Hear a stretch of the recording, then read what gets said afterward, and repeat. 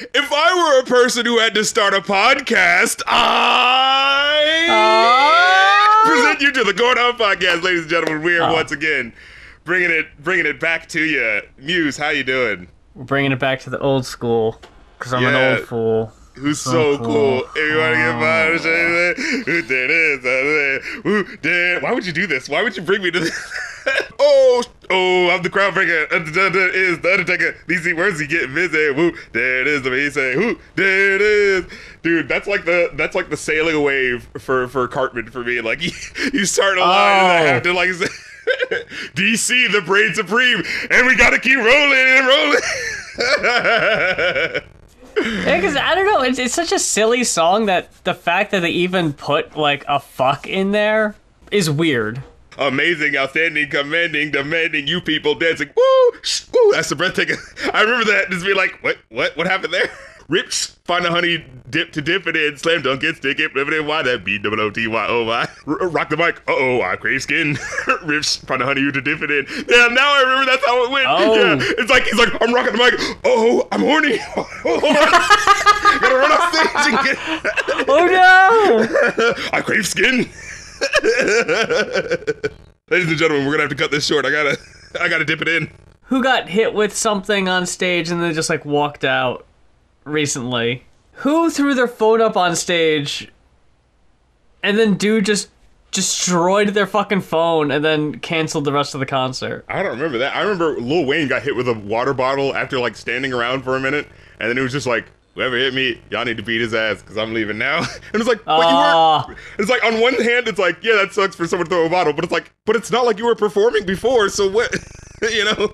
I always get such secondhand anxiety whenever one person's actions get an entire show canceled, because I just imagine in my head, how does that person not just get the absolute shit kicked out of them immediately? Because somebody had to see it, you know? Like, yeah. You're surrounded by like 20,000 people who just paid money, probably a lot of it, and now they're not going to see the show because of you. They're going to be fucking livid. Yeah, it's like one person had to have seen it. How is it not just like the fucking scene in The Warriors? Mob justice. With that one guy, it was him! The Warriors killed Cyrus! Like, one person could just point you out and immediately you're just getting fucking stabbed by everyone around you. Someone just in the front tossed their phone up onto the stage and the guy was like, hey, is this yours? And then he just like, wham! Like, spiked that shit into the fucking floor and then just walked away like, well, I'm done. I'm not doing the rest of the show. It was Steve Lacy, by the way. I couldn't fucking... That's right. I had a really hard time thinking about it because you, like, that one song you sent me, that, like, song he had a really big hit with. Oh, yeah. I'm so out of touch with the fucking Bad Habit or whatever. Yeah. It's such a low-key joint. Yeah. That's a bummer. Oh well. The story is old. The story happened. Wait a second. When did this happen? Oh, October. So we're a whole month late to this one, but you know how it goes. Slightly later than we normally are with me. You know, sometimes the every other week things just fall through the cracks. You know what I'm saying? I saw Wendel and Wild this week. That was pretty cool. Oh, yeah, I've been meaning to watch that. For some reason, when you said that, I thought of the fucking, so what we get, what? Oh, what the fuck? Oh, yeah, you think I took a nostalgia trip back to the Wiz Khalifa Snoop Dogg classic? That piece of shit movie? Was it so-and-so go to college? Mac and Devin go to college, yeah. Young and wild and free. What was it, high school? Yeah, it was fucking high school. It's like, what? No one believes Snoop Dogg is in high school. I saw people posting clips of the Snoop Dogg Children's Affirmations album. What the? Have you heard about that? No, I heard he did an NFT couple of albums. That whole thing. He took some of his albums, his classic albums, off of Spotify and be like, well, here's some NFTs you can get instead. It's like, yeah, that's not the fair trade. Fuck out of here. No, Which ones? Was it ones that people actually want to listen to? Yeah, it was like the first 2 ones that actually had the hits on it. And it's like... No! And it's one of those things where you're like, dude... It was like fucking Doggy Style? Yes, it was Doggy Style, and I think like... Dogfather? Yeah, Dogfather. And What it's an like, asshole! Are you kidding me? yeah, and it's one of those things where it's like, dude, I don't think this is gonna go the way you think it does, because De La Soul hasn't had their music on streaming for like over a decade, and the newest generation is basically all but forgetting about them. I don't think you want to do that. Holy. The earliest Snoop Dogg album you can listen to on Spotify right now is The Game Is To Be Sold, Not Told from 98. Yeah, no one's fucking with the Master P album. Yeah, it's that one, then No Limit Top Dog, and then The Last Meal. No fucking... Wow. That's something. He couldn't have fucking made it the goddamn blue carpet treatment for us. now, that fucking movie looked like NFTs. Yeah, right. Can I get an NFT? Can I get an NFT of the president calling Snoop Dogg to try to learn how to turn his wife out and get his dick sucked or whatever the fuck? God. Now, can I get an NFT of 9-inch dicks? I'm sorry, go ahead. Oh, the stupid, like, repeating the vocals where it's clearly not matching the singing. I just want the Jerry Curl juice flying off Snoop Dogg's head as he's bouncing in the classroom. While he's pointing at the point. Don't look at me, look at this. Oh, God. Yeah, now, De La Soul doesn't have as much of a exact impact as Snoop Dogg does, but, you know, like, if you do that, like, you're going to run the risk, because those are the 2 albums that people really gave you the respect that kind of, like, built your career. So, like, it's gonna have this Mandela effect where people are like, wait, what was the music that he did again that made us like him? I can't remember. Yeah, I completely forgot about fucking De La Soul, that if you go on Spotify now, there's only 3 albums on there. The Grind Date, and The Anonymous Nobody, and First Serve from 2020. Yeah, nothing from, like, the classic era, which really sucks, because it's like, it's all those sampling, clearing issues, but at the same time, it's like, well, because the label doesn't want to do that, now there's just a whole generation of people that just kind of don't know most of De La Soul. And because that one album is out of print, there's no fucking way you can listen to, what the hell's the name of that one? Balloon Mind State? Yeah, that one. Yeah, and that's the one with this, like, their most creative, and it's insane. It's like, oh, no, this isn't fair. I have 3 Feet High and Rise, and I got De La Soul's Dead, I got Stakes is High, I got all of those CDs, but that one, whenever I try to find it, it's always like $40 or $50 fucking dollars, because it's like pretty rare and hard to find these days. So now with that not being on Spotify, how the fuck are you supposed to listen to it? On YouTube? Like we had to listen to fucking Big Black? I don't know how you listen to that, by the way. I had to find it on YouTube. Maybe, honestly, it wouldn't surprise me if he's just a big fuck Spotify out of principle guy. You know, I can understand that. Oh, that's what I was thinking about earlier. Wendel and Wild. I was thinking about that specifically because of the black rock that we're going to be listening to today that took me the fuck by surprise. But yeah, the Wendel and Wild movie, the whole soundtrack is like black punk rock sort of stuff. Yeah, and it was like, as I'm watching the movie, I like had that remembrance. I was like, oh my god, this is really cool. And I was like, my nephews are watching the movie and they're like enjoying the animation and stuff. And then I'm also going to be like, wow, I'm just enjoying these songs that I never knew before that fucking rock and kick ass. And I want to look up, The only one, of course, I knew was the Cult of Personality. When that one showed up, I was like, well, of course they had to do that one. Oh, shit. Yeah. It's not a bad movie. Like, it is basically on the same level as, like, every other one of, who's the guy who's actually responsible for Nightmare Before Christmas? Not Tim Burton. Oh, yeah, I forget that dude's name, unfortunately, which Henry is the problem with the fucking film industry. Well, I think it's Henry Selick. It's like, I feel like all of his movies hit the same pitch of like, this is a creative breath of fresh air, like visuals like no one's ever seen before. And the story is like, it's like kind of good, but I can't help but have a lot of questions by the end of it. Like, I felt the same thing about like Coraline and like every other movie it feels like he's done, where it's like, this is beautiful. What's going on with this plot now? Yeah, fucking Henry Selick, I looked it up. Yeah, I haven't seen Coraline. I've obviously seen Nightmare Before Christmas. Mm-hmm. Monkey Bone. Monkey Bone.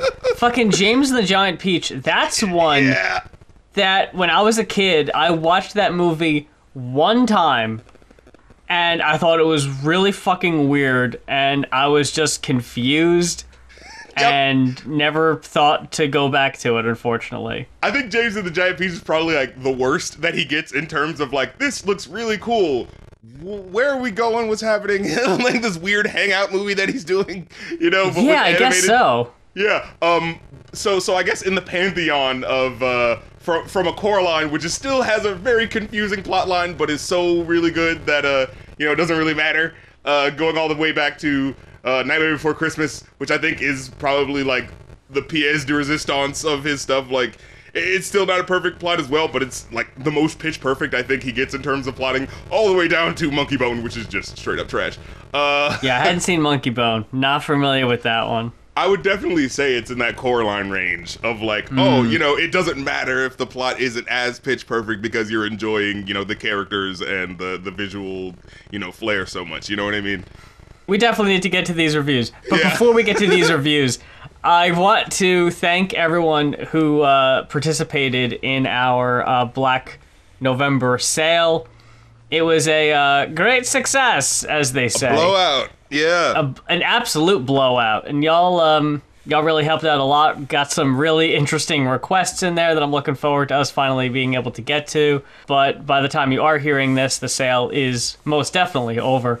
If you missed the deadline and you want to still get requests in, head on over to our Ko-fi. That is ko-fi.com/goinoff. That is GOINOFF. And we've got 3 albums that we're going to try to blow through this week. We're going to try to do this as many times as we can, just to try to get through the reviews a little quicker. Yeah. Now, which one of these do you think we should start with? You know, I would typically say that we would save David Bowie for last, but honestly, I want to get to that one first just because this is like, what is there to say about this man? What? I almost didn't even listen to it again to take the notes, because I was like, I know how I feel about this album, but I'm glad I did, because there are a couple songs on here that do kind of feel like, I don't want to say filler, but they're not on the same pantheon. No, I definitely get what you're saying. Yeah. Like, when I was looking through here, like, I know, you know, by heart how some of these songs go, but then I get to, like, how did It Ain't Easy sound again? Oh, right. Yeah, that's right. Have to listen to that one again.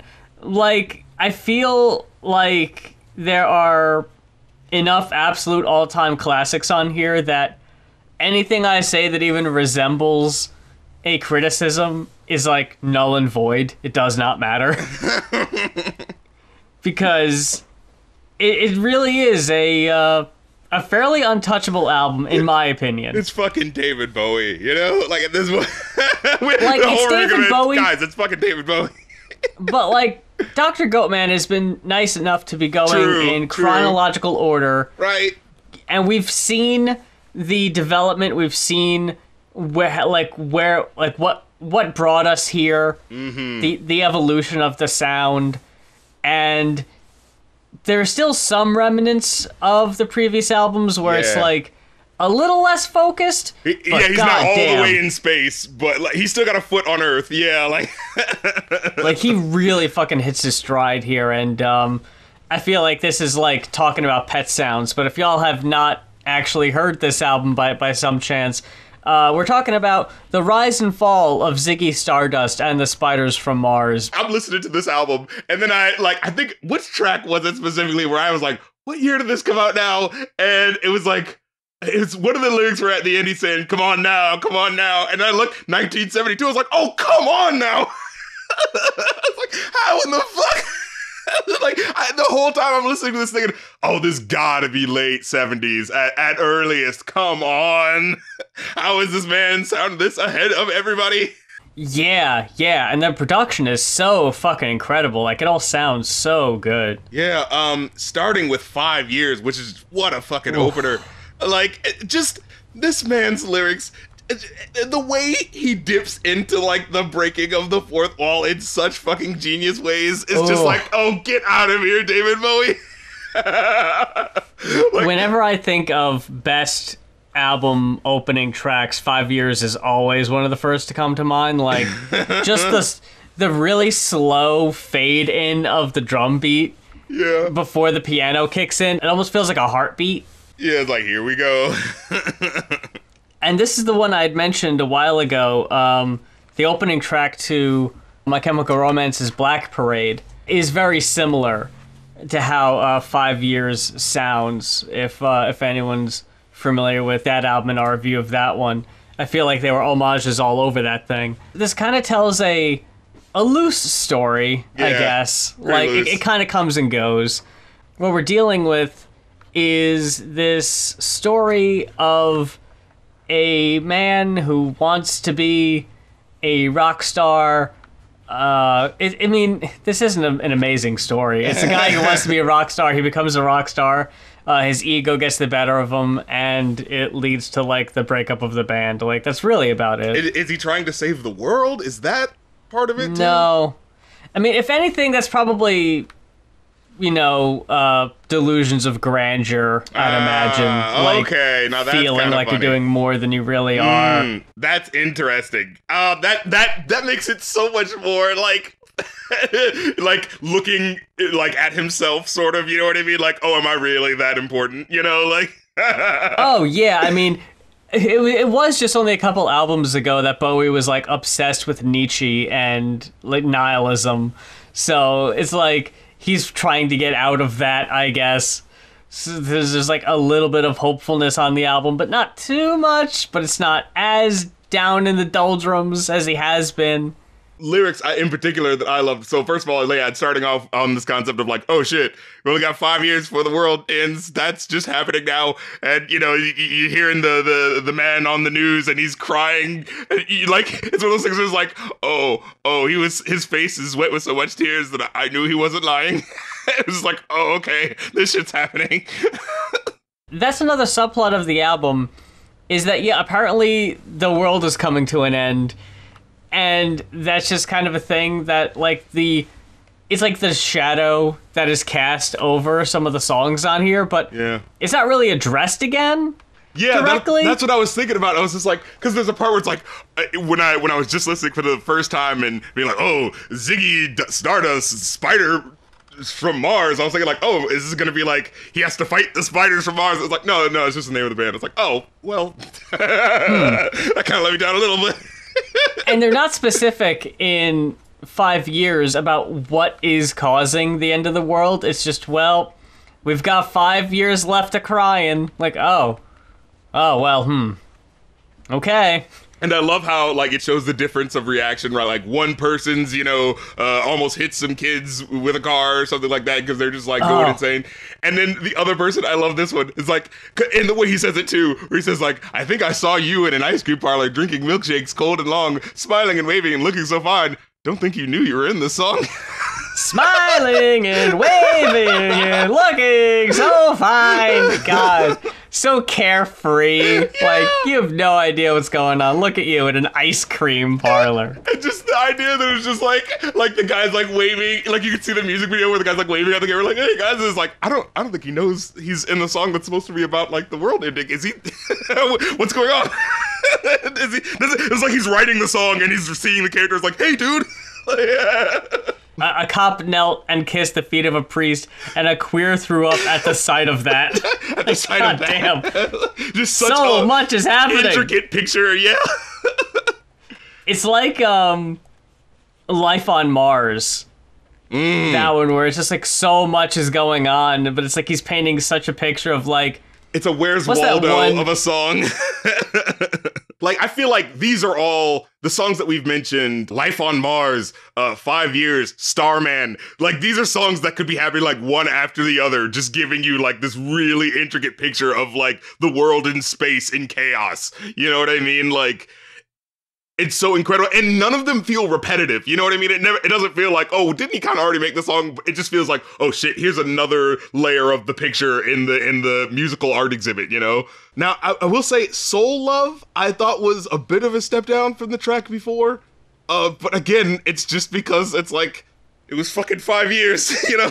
Yeah, it's honestly, whatever followed that is like, no, it's impossible. You're just still in a daze from what happened.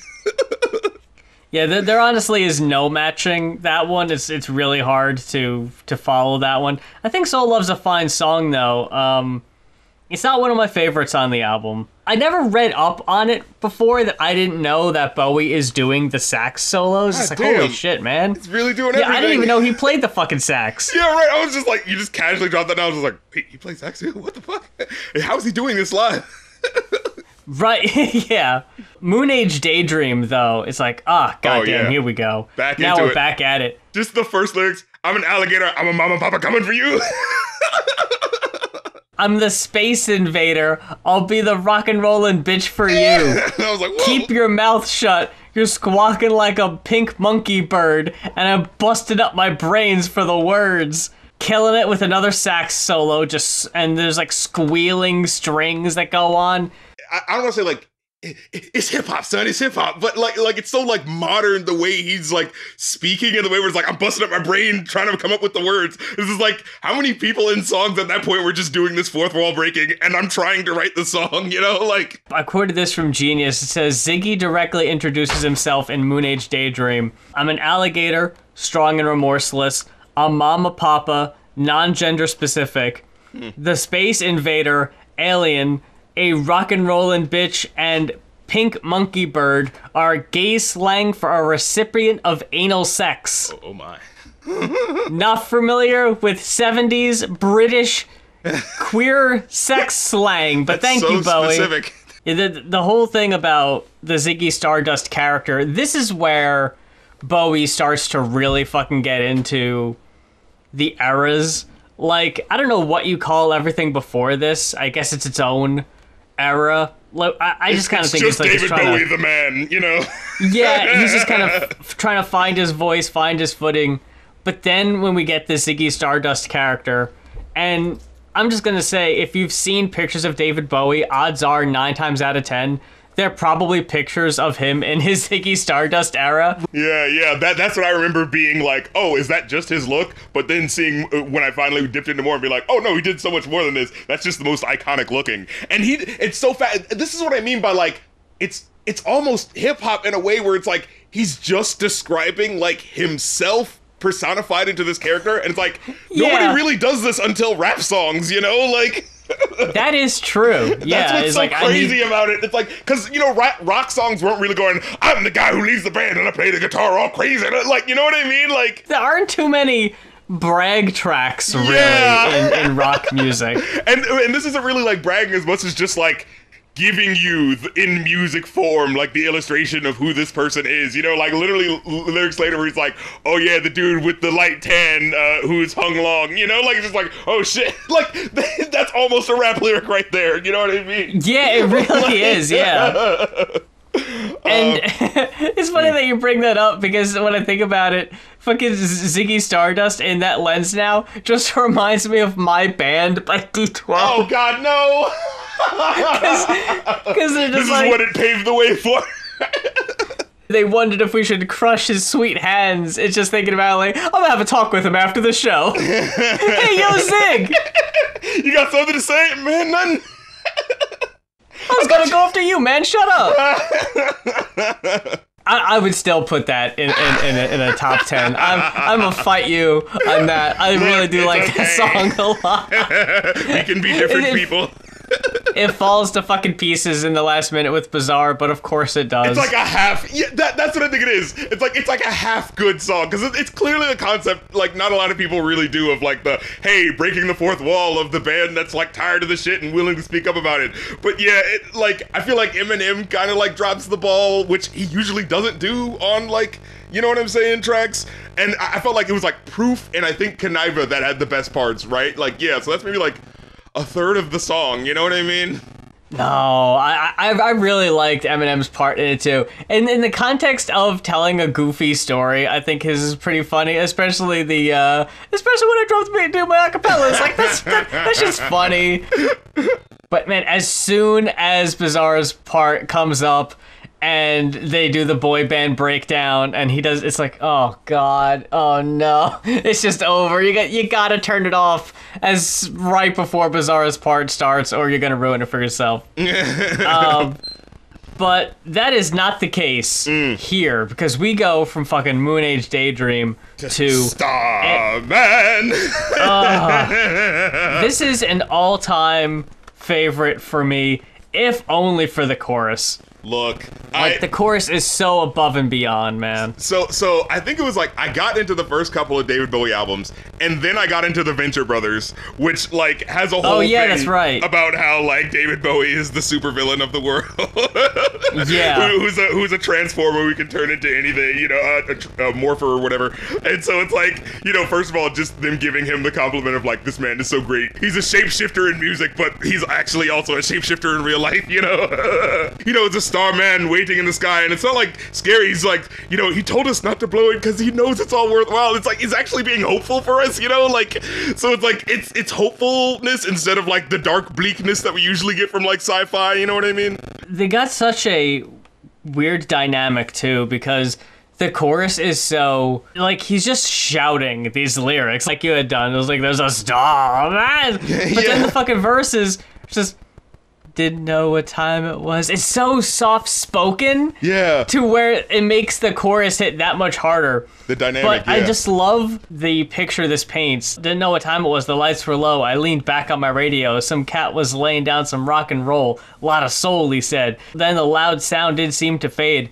Came back like a slow voice on a wave of phase. That weren't no DJ. That was a hazy cosmic jive. And then later, I had to phone someone, so I picked on you. Hey, that's far out, so you heard him too. Yeah. Switch on the TV. We may pick him up on channel 2. Like, that's an amazing, like you I just feel picture like, like these two kids.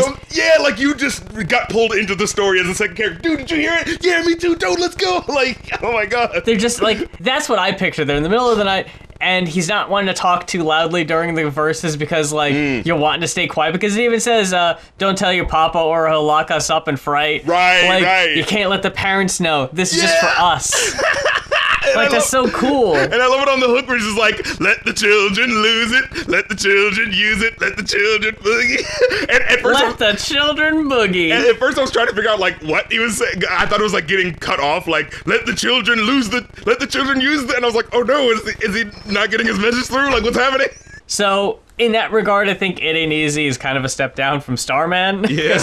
What are you How gonna do you keep up that momentum? And I think it's a cover, too, so I think he's using, like, these strategically. It's like, okay, well, it's a cover, so this is kind of like the climb down anyway. And I think it's one of those things where it's like, even though it's a cover, it still feels like it fits. Like, it doesn't feel like, what, where'd we go? Why are we out of the world? Because, like, the imagery that he's using still feels like it's being plugged in here to fit the, you know, aesthetic of what's happening. You know, it doesn't just feel like, oh, and I, you know, just wanted to, you know, make sure the label put out this album, so I did a cover of this. Like, no, it actually feels like oh shit, what is this? This is actually adding to the feeling, you know?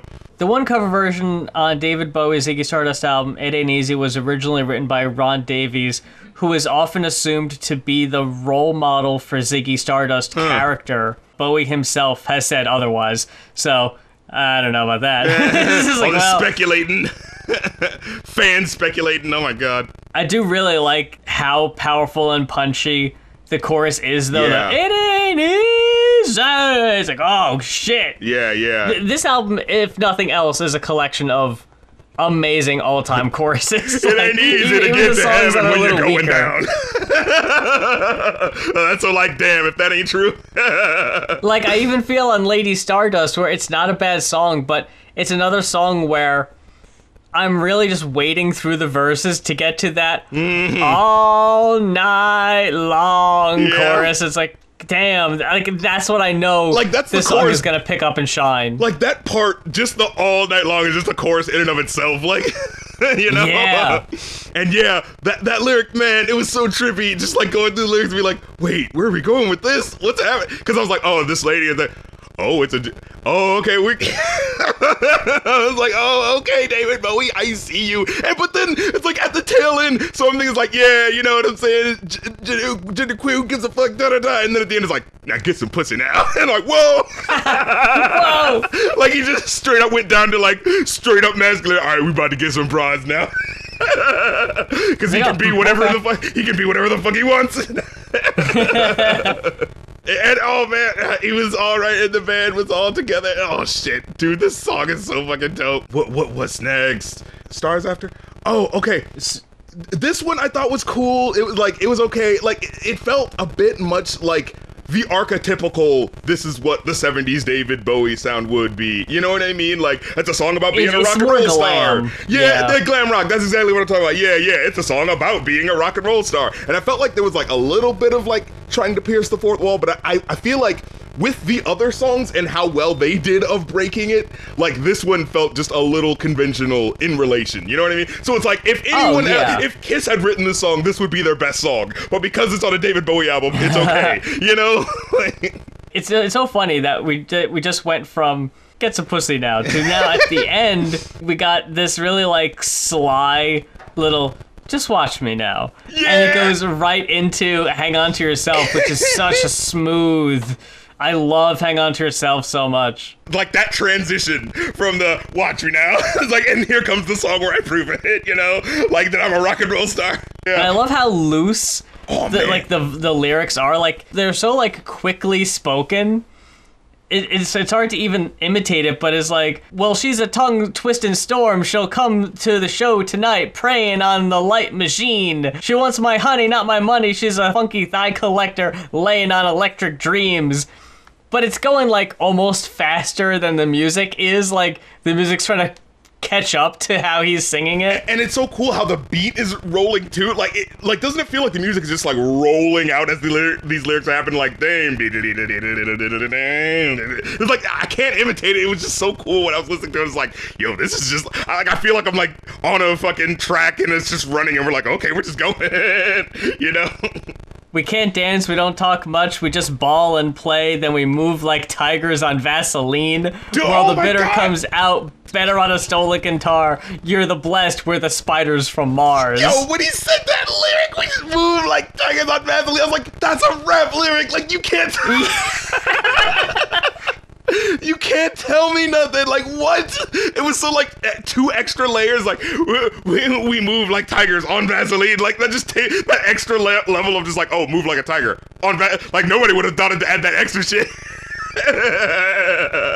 And I think it was also just the we ball and play. I think that just put me on the mindset.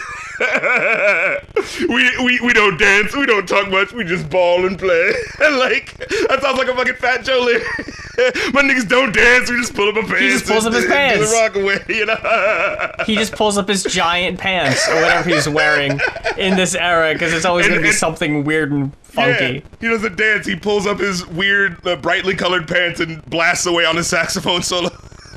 Yeah, or on a rocket pack, whatever he's doing. Now lean back from how impressed you are, how incredible this guy is. Whoa! Or you're gonna get burnt from the fucking flames. Right. From there, though, it's just... It really does just light the rocket fuse, I think, because Ziggy Stardust, Suffragette City, and Rock and Roll Suicide are just like... We're just going straight on till home. Yeah. You know? Yeah. What is there to fucking say? Like, God damn, dude. Oh, man. And that was the lyric? Yeah, like, it's just like the way it gives you the imagery. It's like, oh, Ziggy really saying screwed up eyes and screwed down hair, dude, like some cat from Japan. He can really lick him by smiling. He can leave him to hang. He came so loaded, man, well hung in the snow white tan. Like, get the fuck out of here. Oh, man. It's like, oh no, it's okay though. I'm not talking about my dick. I'm talking about Ziggy's dick. Yeah, oh, okay. I'm talking about this guy. No, it's very clever, you see. No, and this is the part where he mentions like, so where were the spiders while the fly tried to break our balls? That was the thing that perked me up. Where I was like, oh wait, are there gonna be actual spiders? And it's like, oh no, the spiders are the band. I was like, oh. I thought he was gonna fight spiders. God damn it. Damn it, when's Bowie fight spiders? When are we going to the spider factory? But I mean, we all but basically do that on this track. In the next one, the solid rollicitude Suffragettes in it. Is this a cover or is this an original? This is an original, fucking classic rock radio staple. Oh, I think he's doing an homage to I think a certain sound. I think they said Lou Reed and the with Velvet Underground, is something to that effect.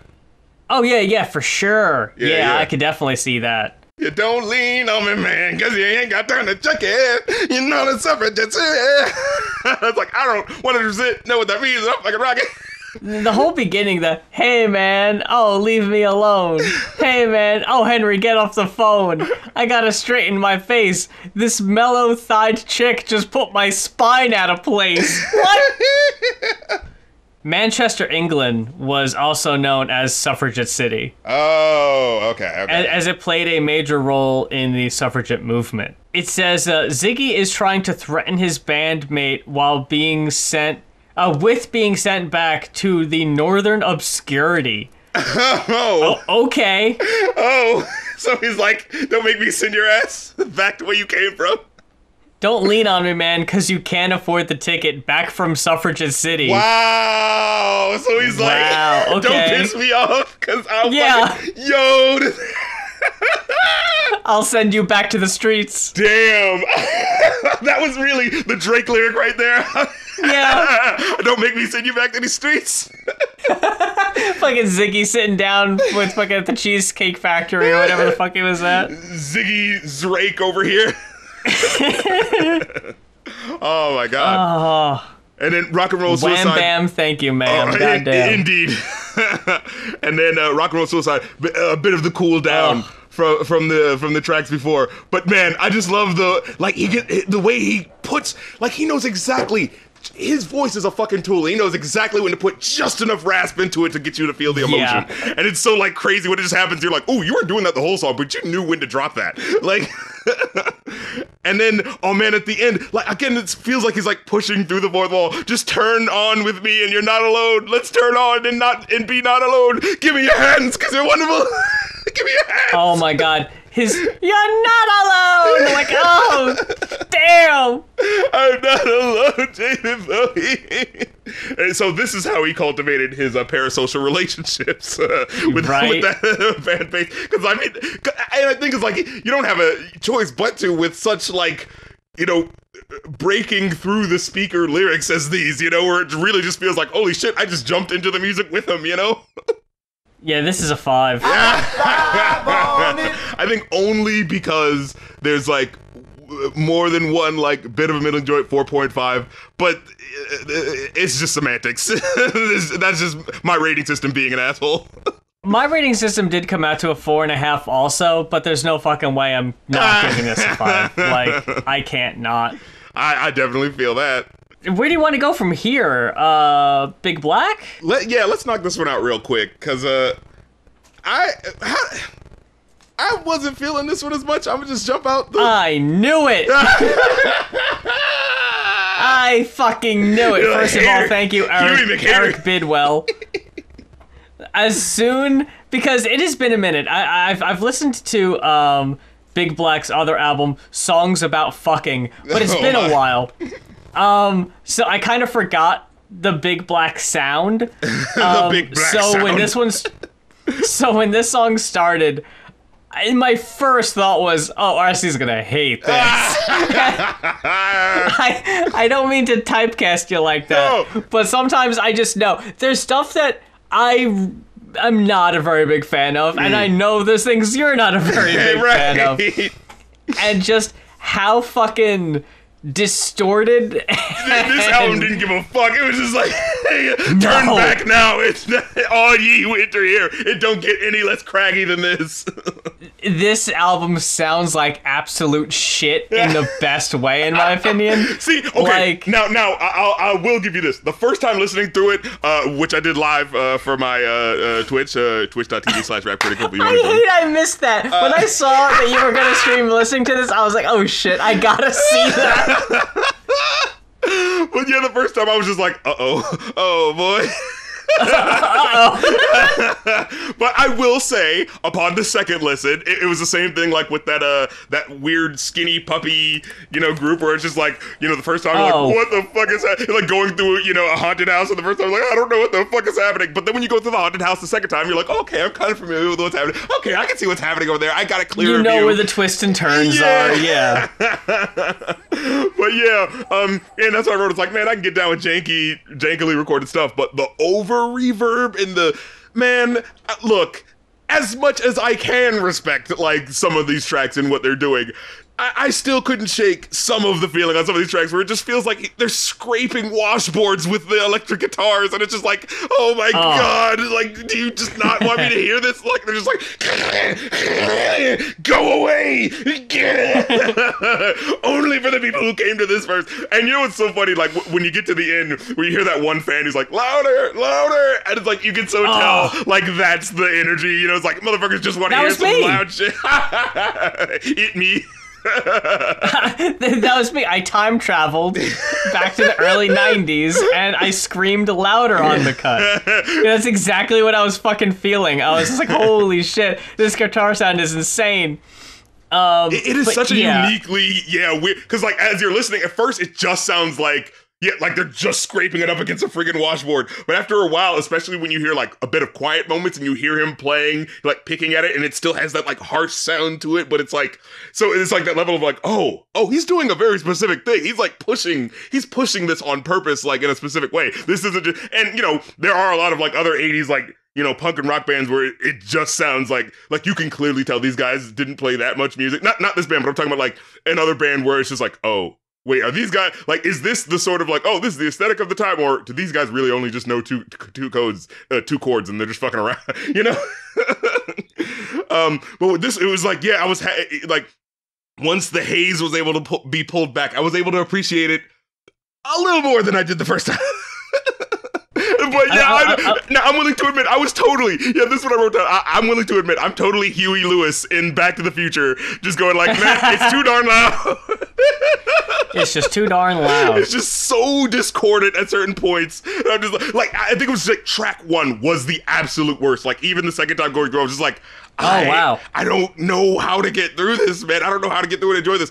But track 2 actually like immediately pulled me back up when I was like really, you know, just paying attention to what the lyrics were about and feeling how the music was a lot more like together and in a rhythm with what was happening in this track. And I was like, oh, okay, I can ride on this a little bit more with how I'm feeling it, you know? It's so funny because I thought Passing Complexion was so much more of a cacophony than the first track. I thought Jordan, Minnesota was almost like a soft introduction. And then I was like, okay, we still cool? Is everyone still here?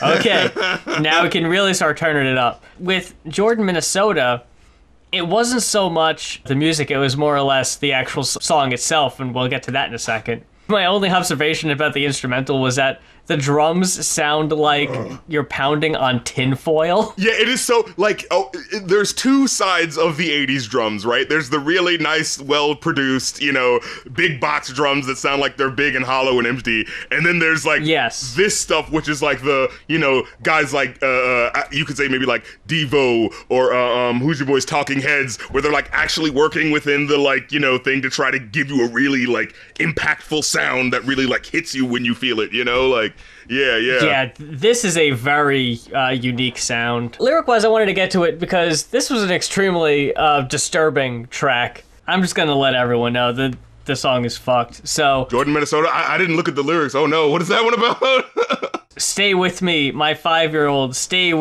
with me, play hide and seek. This is Jordan. We do what we like. Oh. It's like, oh no. I just looked at the song. Oh no. Did you see the end? Yeah, that's because I remember seeing those lyrics originally and be like, "Suck daddy, I don't get it." Oh my god! Oh my god! Oh, okay. Yeah. So wow, this song is about how child molestation leads to lifelong trauma, but what is more interesting than that, even, and I had to quote this from the Genius article. This song, inspired by news reports of a purported child sex abuse ring in the town of Jordan, Minnesota, might be the most embarrassing thing I've ever had to own up to. Read the news reports of the day, and they were all took at face value the preposterous accounts of an ambitious prosecutor who groomed and falsified testimony from children as young as 3 or 4. They painted a hellscape where children were regularly raped and traded between adults as sex objects. And eventually some poor son of a bitch was scapegoated off to prison, but the whole thing was a sham. None of it happened. It fit the national mania at the time to find child sex predators, and it fit my personal pretension that all of us, all of humanity, is capable of both the most elevated and most depraved acts imaginable. I am deeply sorry I was duped, and if this song perpetuates the impression that these people were actually doing these things, that it caused harm, I'm very sorry for that as well. There is literally no way I can make up for that. So yeah, he read the news, was like, wow, this is really fucked, the shit that's going down in Jordan, Minnesota, and then find out, like, oh, the prosecutor was a piece of shit who, like, made children lie to get people arrested. Oh, like, man, oh. That's such an extra level of just, like, awful. Because, like, the first level is just like, oh, man, you know, the people are capable of doing this shitty thing, and then be like, wait a minute, you took, you know, because, like, real trauma that people have, you know what I mean? And just, right. Like, oh, that's even more disgusting. That might be the most fucked song on the album, because from there, it just kind of touches on like minor semi-stories. Well, see, and that's the thing, like, when it started, like, with the title Jordan, Minnesota, I was thinking, like, oh, this is gonna be, like, this is about the people that we forget in America, right? Like, this is about middle America, but, like, the real middle America, not the bullshit, you know, that Republicans like to push of, like, well, real Americans would be against the gays. Bro. Yeah, no, it's the about, Rust Belt states. Yeah, right, the silent majority. The flyover states. Kerosene, that was the one where I was kind of starting to get on board and be like, okay. That was where I was starting to see the, like, you know, live my whole life, nothing to do, sitting around at home, still sitting around, we stare at each other and wait till we die, probably just gonna die in this town, living my whole lilife, there's kerosene around, it's something to do, there's kerosene around, it's something to do, and it's like, that stuck in my mind. It was like yeah, I remember, like, living in a small town, and it just feels like, you know, this isn't New York City, you know, this isn't California, no one cares about this place, like, what the fuck is there to do here? We just, like, waste time, I guess I'll burn some shit, like, whatever the fuck, you know what I mean, like...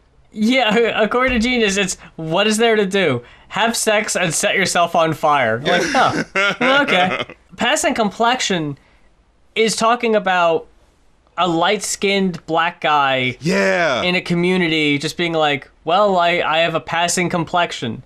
But it's not really much of a story. It just kind of, like, presents this. Yeah, and it's the same with Big Money, too. Because Big Money, it's just like, hey, because a lot of these songs are very minimal lyric-wise. They're very instrumental-heavy, not too many verses, and they're very short in that way. Yeah. But Big Money is just like, hey, here's a cop. He's an asshole, and his back is kind of fucked up, and he bullies children. Right, yeah. That's about it. Like, there's no real story. It's just a plot synopsis with no real story or, like, layers to it. It's like what you'd call, like minimal character pieces, kind of, basically. Like, yeah. Because, like, I do feel like Passing Complexion, like, it gives you a pretty good, like, this is about, like, it gives you just as much of the skeleton of the story for you to understand the emotion of what's happening, right? Like, you know, it's like, hey, I think, and did someone say, I think I saw in Genius, and I don't remember hearing it, but the last line says, like, you ask him, he liked white better, or something like that, and, you know, and there was a lyric where he said, he'd been white, he'd been black, they asked him black like that, you know, and it's like, it's just, they're very small lyrics, but they so, like, hit at, like, but that's what it's like to be, like, a light-skinned person, right? That is true, right? Yeah. And it's like, hits it so poignantly, and so it's like, I want to give it props on that it did it in so little lyrics, you know, where it's just like,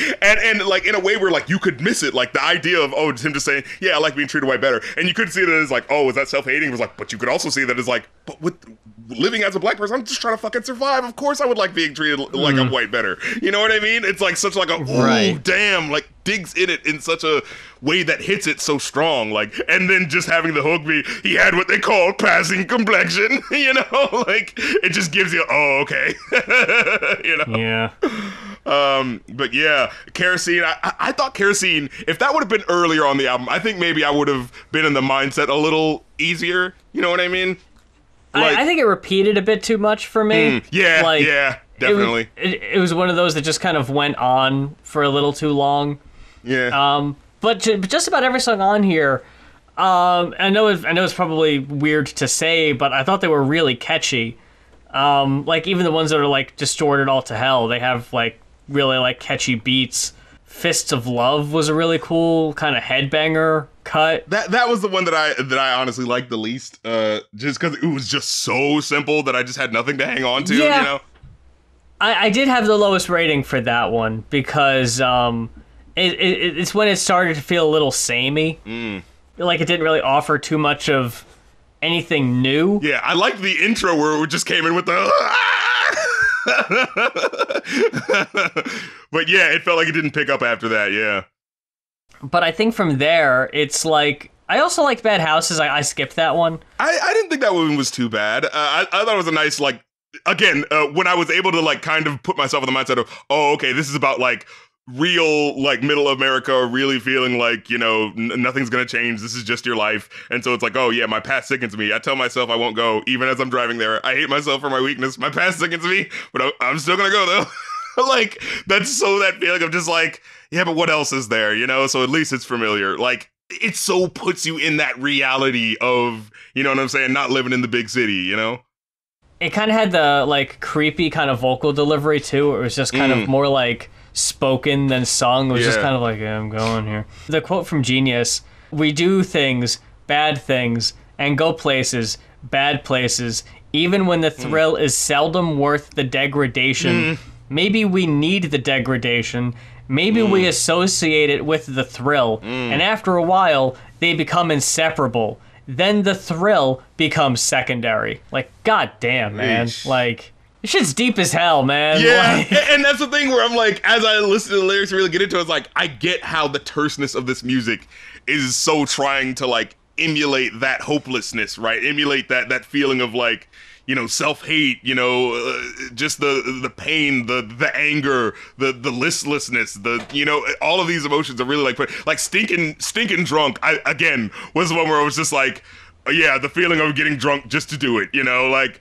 where he's like, what brought me to the... And it has a really rolling feel to it, too, where it's just like, well, at least I'm feeling something, so here we go, you know? What brought me to this? It's been so long. Forgot what it's like. It's like fighting, like sex, like a kick in the back. I think it's time to get... I got stinking drunk. Like, it's just like doing it just because I hadn't done it in a while. Like, whatever, you know? And I think they kind of felt or picked up on what I was thinking with Fists of Love. Stinking Drunk was like, now we're going to have more of a fast punk beat. And it's like, whoa. Okay, now we're gonna switch things up a little bit. And honestly, from here on out, I thought every song after this was good. Like, I was just like, okay, you're fucking bringing it now. Let me see. Bazooka Joe was cool. I just didn't... I've never read Bazooka Joe's. Maybe I don't get the cultural relevance of it. I was like, why does he keep talking about... I don't know if it's one-to-one supposed to be about Bazooka Joe. But why does he keep, like... It's like, hang with me, Joe! Hang with me, Joe! Joe, get out of your head, Joe! There's a place for us, Joe! I'm like, what are you talking about? If I ever meet the president, this is how I'm gonna talk to him. Hang with me, Joe! You don't have to be alone, Joe! I forgot his first name! Welcome back, Joe! Strange Things, yeah, I was like, with this one, I was just like, I think I just really like it because it has the little... Oh, the A! And the way it just kept happening, I was like, okay, you won me over. I like the Genius quote. Strange things I have seen, strange things I have done. Can a good mix save a bad song? We'll find out, I guess. This is like odd self-awareness. It's like, well, I mean, I don't know what this is doing here, you know. I thought it was dope, though. Yeah, I thought it was a fun enough track. And the Cables, again, a fun way to go out, for sure.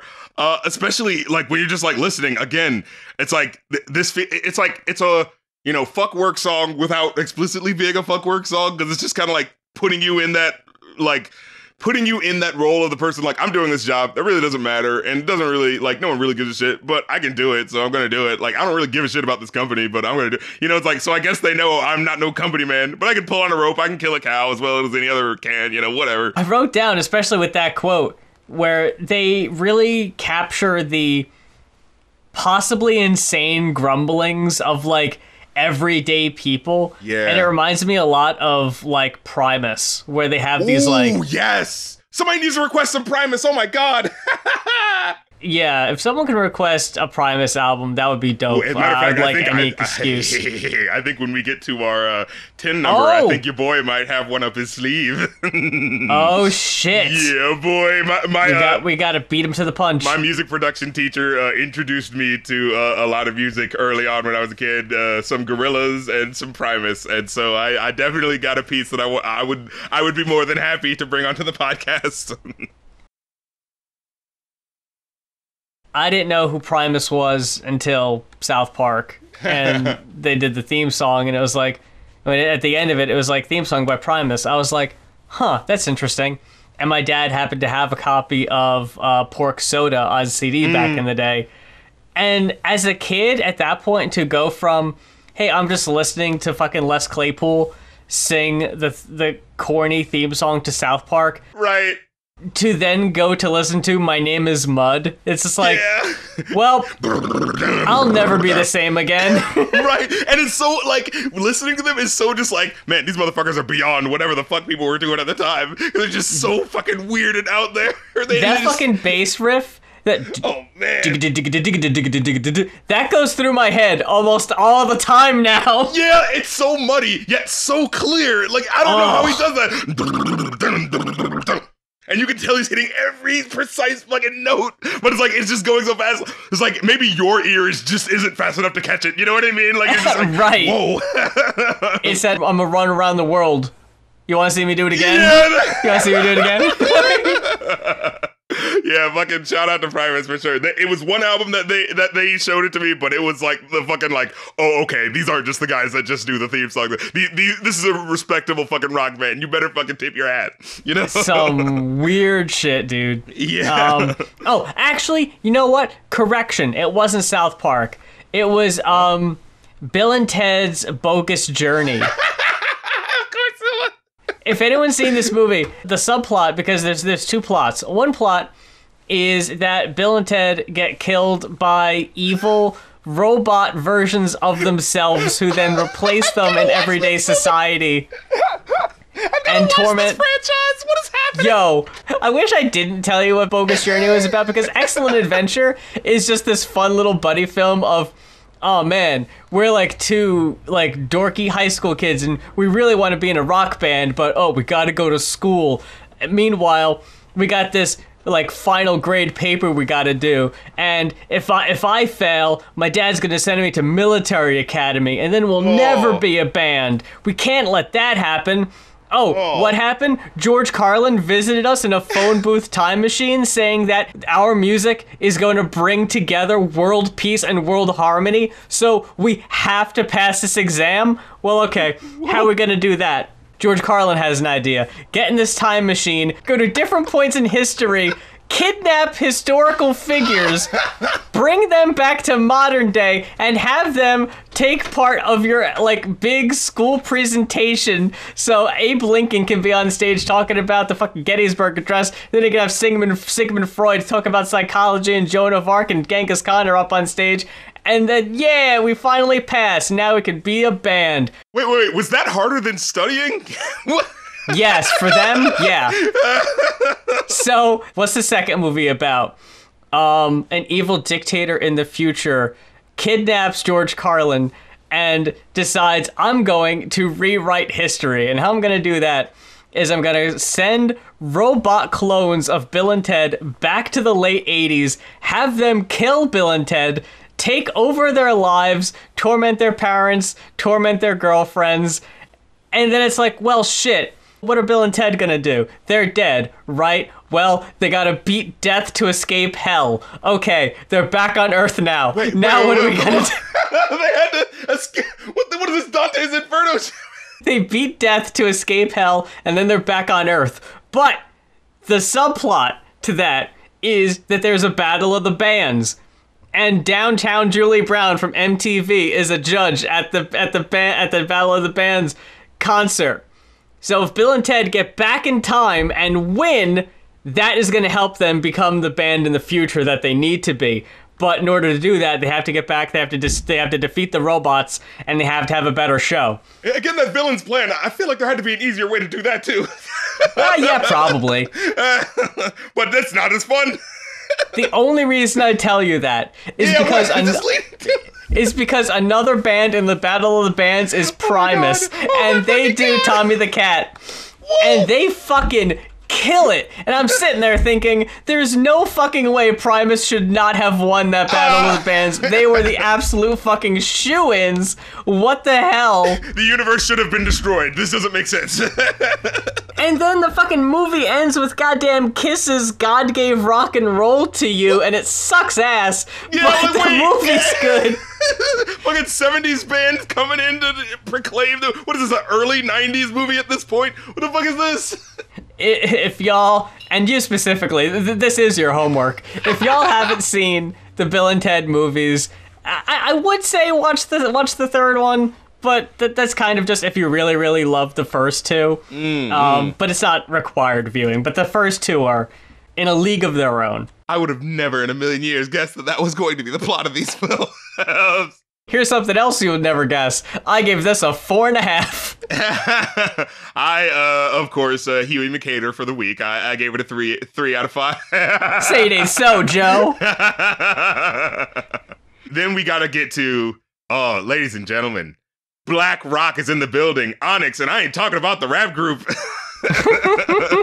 We got Fishbone, Reality of My Surroundings, requested by Tim.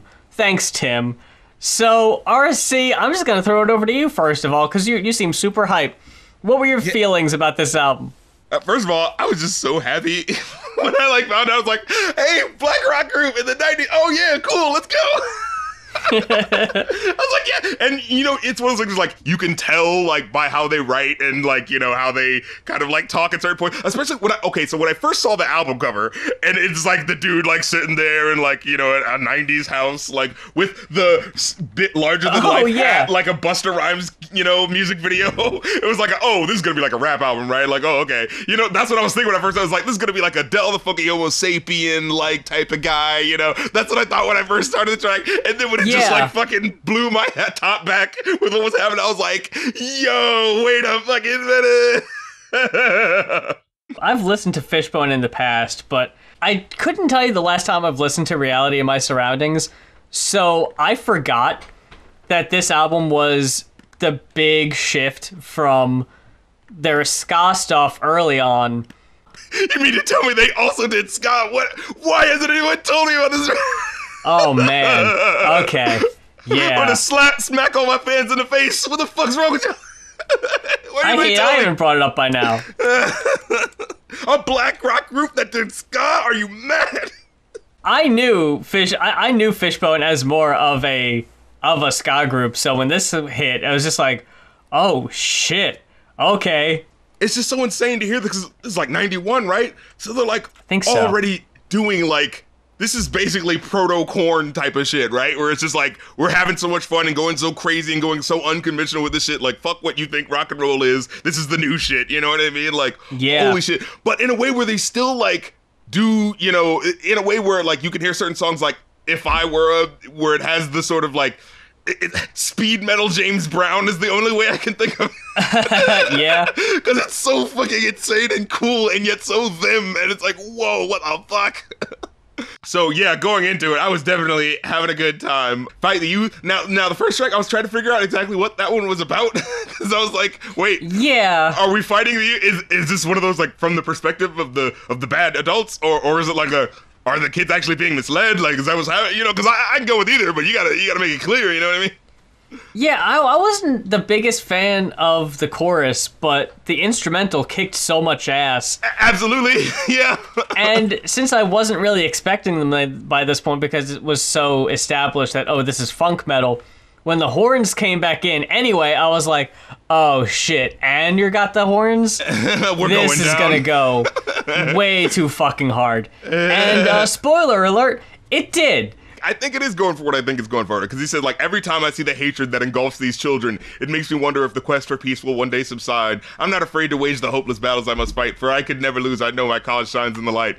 And, you know, look, can I tell you, I get that feeling sometimes where I see, like, the alt-light, whatever the heck, tries to take hold of, by misinforming kids. And I'm like, oh, no, I thought in the age of information we would be able to get around this. All right, okay, I guess we still have to fucking put on the gloves and, like, dispel the bullshit, you know what I mean? Like, oh, well, we gotta talk about the If I Were I'd yes.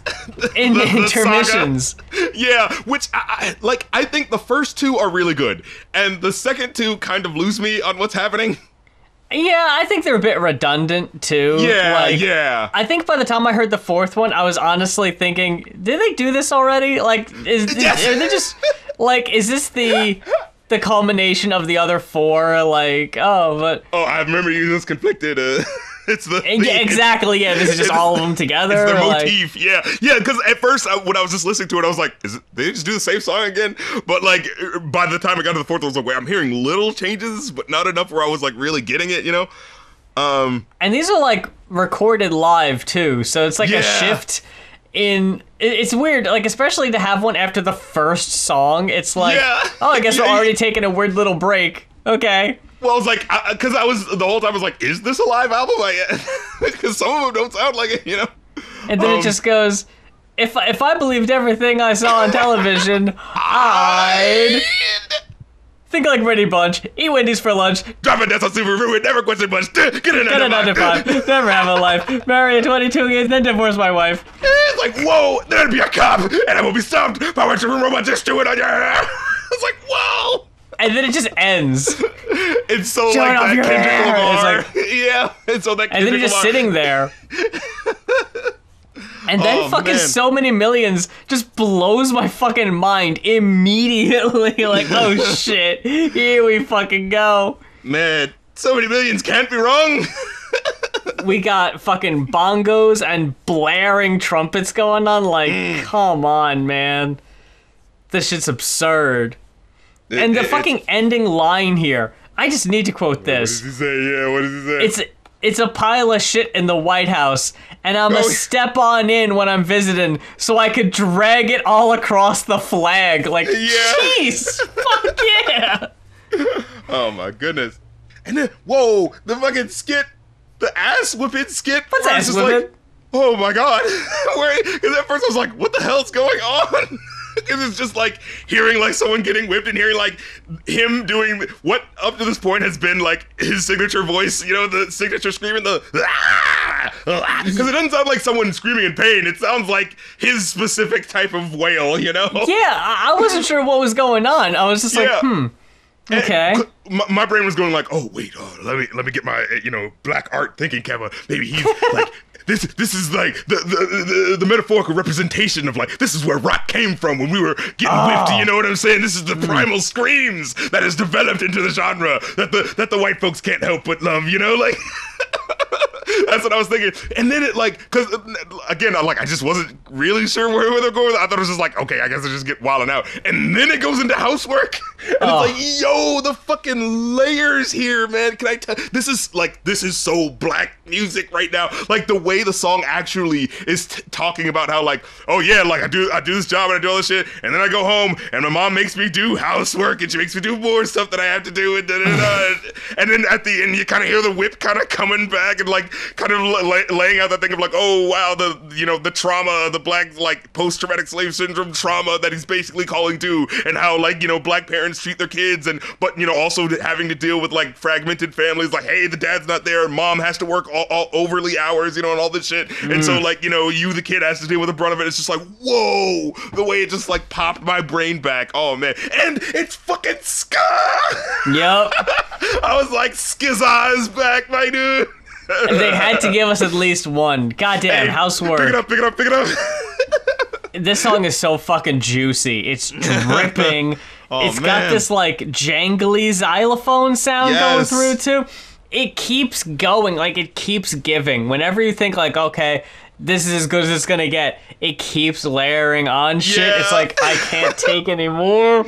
It's the Clarissa Pancakes meme, where you're sitting there and they just keep bringing you plates of pancakes. It's like, I can't fucking take any more pancakes. But yeah, I love the Death March skit afterwards that just sounds like the song was so incredible and was so like bursting at the seams that you got a little bit left over like in the skit. I don't know what is going on with these little tidbits, but Yeah.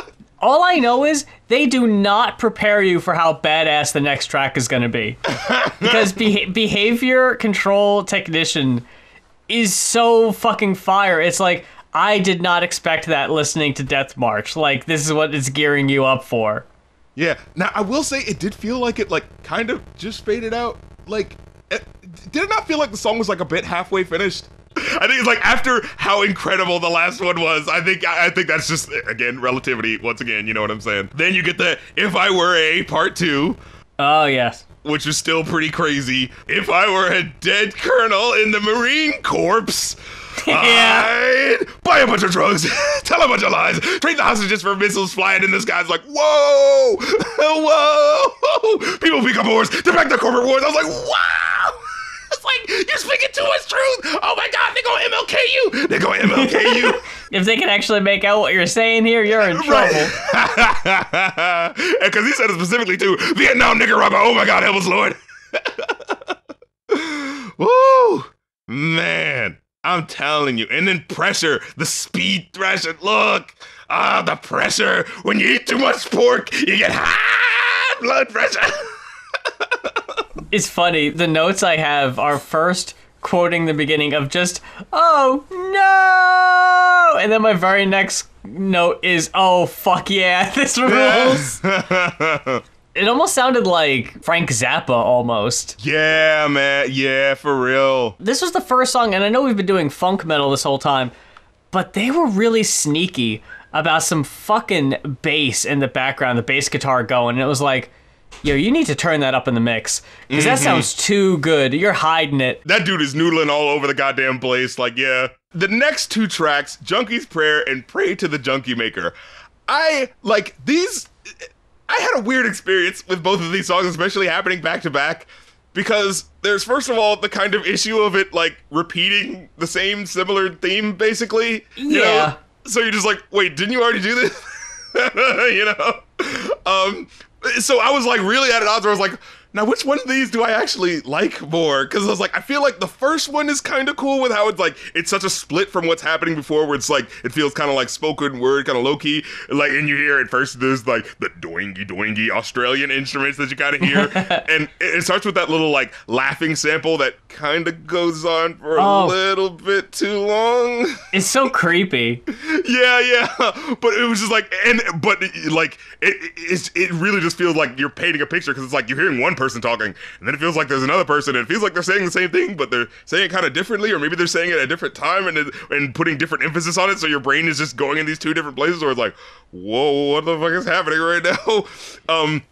But then you get to Junkie Maker, which is a lot more upbeat, and so I kind of had that feeling. I was like, damn, like, because it's more upbeat, I feel like I like it more, but because it feels like it's like retreading the same thing, my brain is kind of going like, what do I like, you know what I'm saying? My brain is kind of going like, I feel like I kind of don't, because you already said the basic message, right? Like, but it's like, once it gets to the end, like you said with the other songs, like it starts building so much stuff that it kind of wins you over regardless, you know what I mean? Like when it gets to the end, like, pray to the junkie maker, you know, like when it really starts like getting into that round, you start going like, oh, all right, no, you got me, pray to the junkie maker, you know?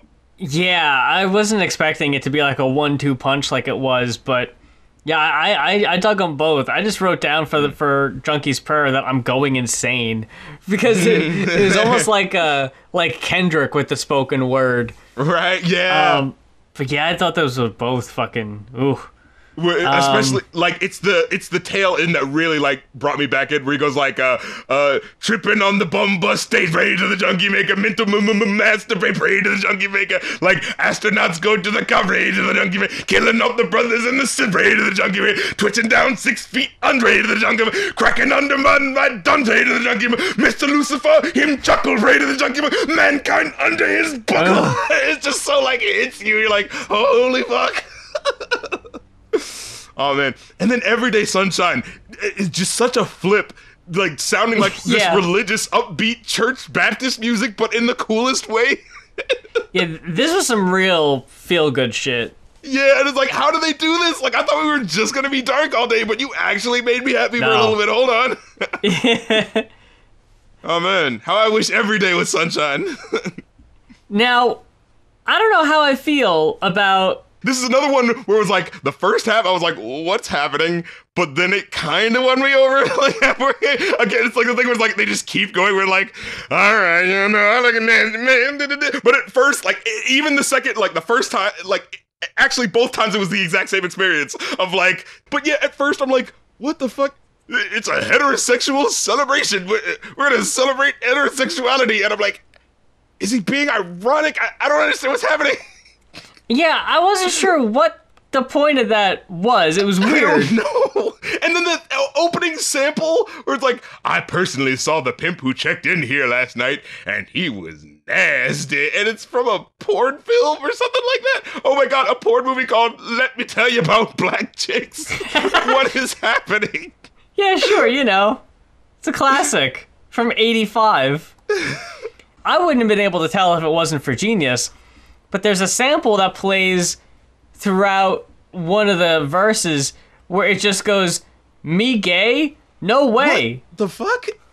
And I was like, what is this? Like, yeah, why? What is that about? I don't know why that needs to be in there. Like, you absolutely didn't have to have any of that, and the song would have been fine. Like, why did you need to add random homophobia? Yeah, why does it even have to be presented in this? Because now it feels like it has to be in opposition to it, right? Like, what is it? There's some, like, wasn't it an Insane Clown Posse song where it's just like, I'm gonna be not gay or something like that? It was some stupid lyric where he's talking about like hitting on chicks, and this is like, okay, fine, talk about it. There's nothing wrong with like talking about like having chicks or whatever. Why does it have to bring up this specific thing? I'm like, come on, just like chicks. Why are you even thinking about gayness at all? Just don't think about it. Just stop, don't talk about it. It's a heterosexual celebration. Yeah, so is every fucking song about sex. And like, why are you making it sound like this is a reprieve from all of the gay shit out there? Yeah, like, what are you talking about? Even the gay songs back then basically had to pretend to be straight songs, so what are you talking about? Yeah. So I was just like, all right, whatever. But yeah, I thought it sounded good. Lyrically, it wasn't, amazing to me. I thought it was one of the more lacking tunes. Yeah. Like, what was the one ain't nothing I'd rather be doing than sweating, chewing, and spewing? Is that heterosexual sex to you? What the fuck? Yeah, I don't. Spewing? What's happening? But I did write down, I get why the bassist is the only member of the group on the CD cover. He's tearing this shit up. Oh, is that who it is? Yes, the bassist. He was killing it on this one, so I was like, okay. They heard my complaint from a few songs ago. They fucking really made that bass that much more in the foreground. I was like, okay. That's he cool. was definitely riding it on this one. Again, like once you get into the flow of the track and are really feeling like the elements of the music, I feel like it becomes more enjoyable and you can kind of like look past it. But yeah, the first half is you're just sitting there like, what are you trying to say? Like, yeah. I wasn't really sure what was going on with Babyhead either, but I liked it. This was another one where it was like a little bit of half and half, where I was like, I feel like I like the way it's trying to do the just the feel of the track has like this it's very thick, liquidy. It's like a caramel flowing river with how the music kind of sounds, but then some of the lyrics like, what? Giving up the goop till the balls ooze, or I just didn't understand what the fuck he was talking about. It was like, chocolate needs relief. Chocolate lost his goo, you see? Chocolate jumps on the nougat, tasting and biting on the pillow. What? What is he saying? What is this about? I don't want to see any flying fish during this one. If you do, you ain't getting enough sex. And that's the bottom line, so I guess, what does that mean? They're saying they don't want any crowd surfing. What does that have to do with anything? And then at the end, it says, sorry, Ma, I just had to do it. What?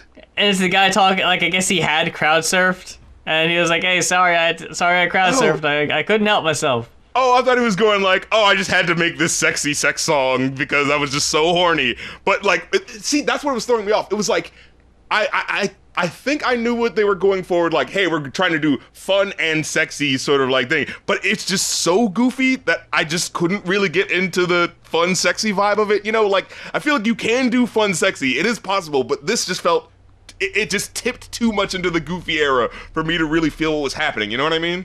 Giving up the goo to the bones groove. Yeah, like, okay. I can't tell you what that means. Sounds all right, but yeah, I'm not sure. Let me see. Those days are gone. I thought that was, oh, wait, you want to talk about the part 3 and part 4? If I were, I don't even have notes for those two.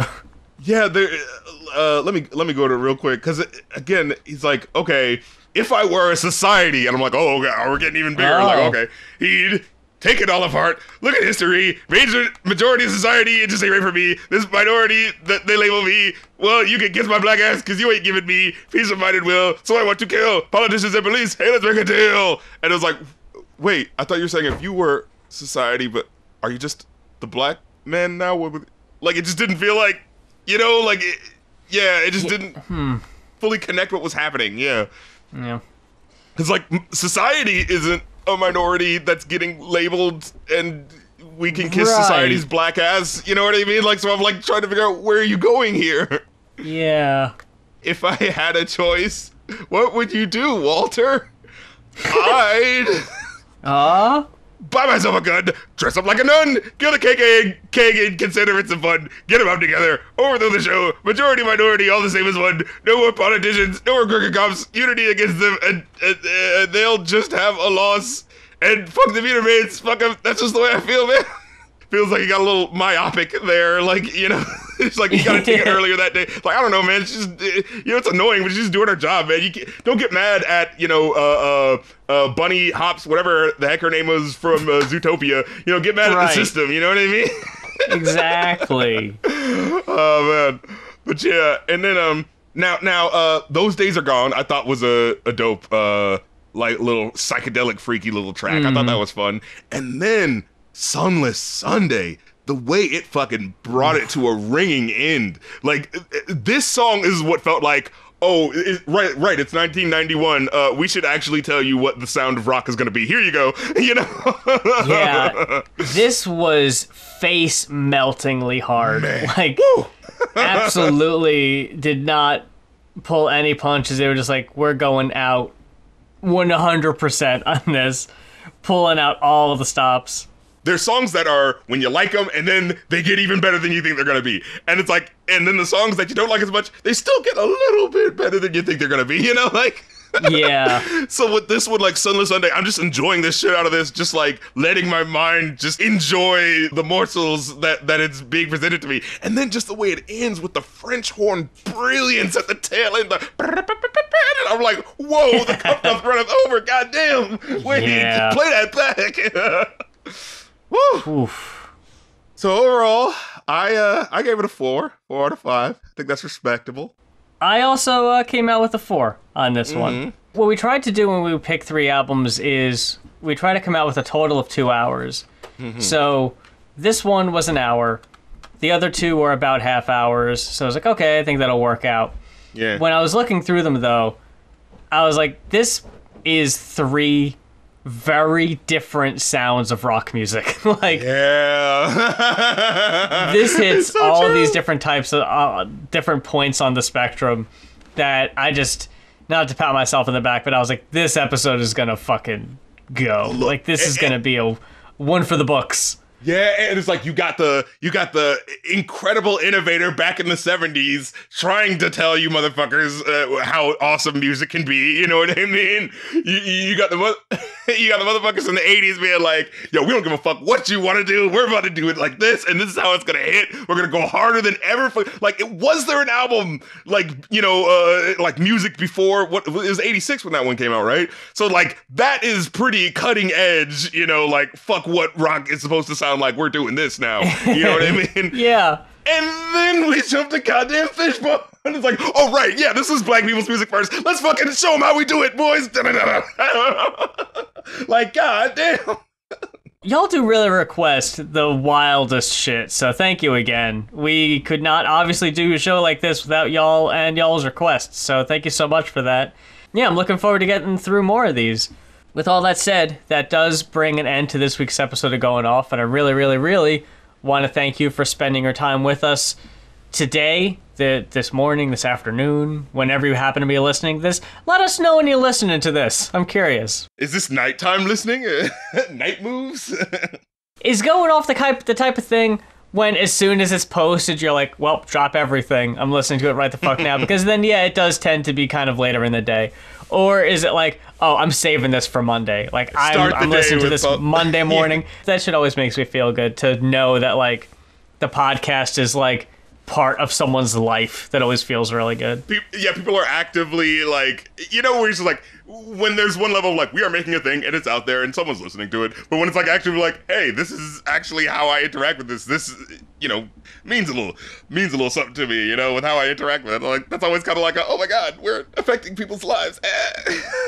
When I get comments saying that, like, I put on Riff Break or Riff Comms on to, like, go to sleep to, it's like, whoa. Yeah. Oh. Like, that's so cool because, like, we put YouTube shit on to go to sleep to, so, like... Right, you're treating us like we're... Oh my God. Whoa.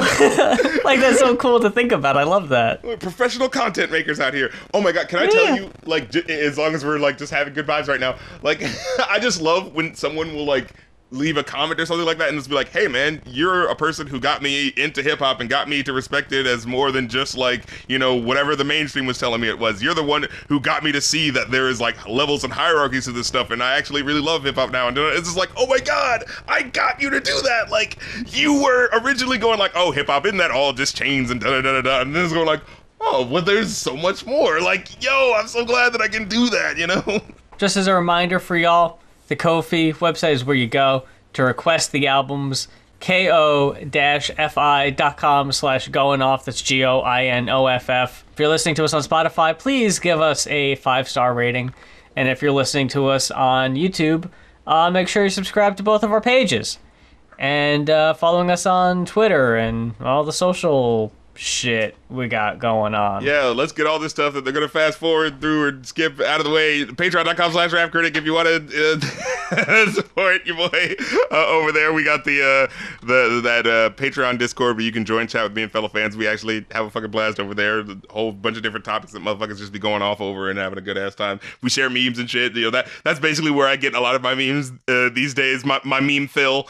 Meme pilled. Yeah, and of course, if you want to specifically contribute to requesting a movie from my other podcast, it's ko-fi.com/rapcritic, movie rap critic request, or like just a stream if you just want me to like a stream an album, you know, I'd be doing that too. So, you know, that's what we got. Get with it, act like you want it. And anything else you wanted to say? Nope. Does it? Right, let's wrap this up. All right, well, thank you for listening to this Going Off podcast. Wait, do we do it that way? I keep confusing. No. Oh, yeah, all right. Well, this has been the Going Off podcast, and if I had to find an awkward way to end a podcast, I'd... And I'm Muse. All right. Okay, so we do it that way. Nope, that's it. I already hit stop. Fuck.